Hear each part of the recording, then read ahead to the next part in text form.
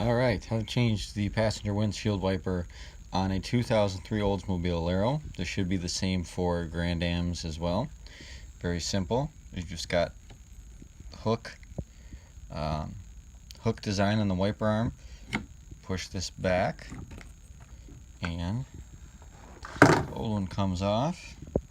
See, just a little hook there. Here's the new one. Make sure that you have it the right way. You can kind of see in there. The hook just goes around this plastic part here. So all we gotta do is get that hook around the top.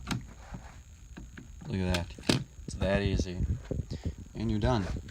Alright, quick video. Thanks for watching. Be sure to like if this helped you out. Subscribe to help out the channel. And hope to see you around. Thanks.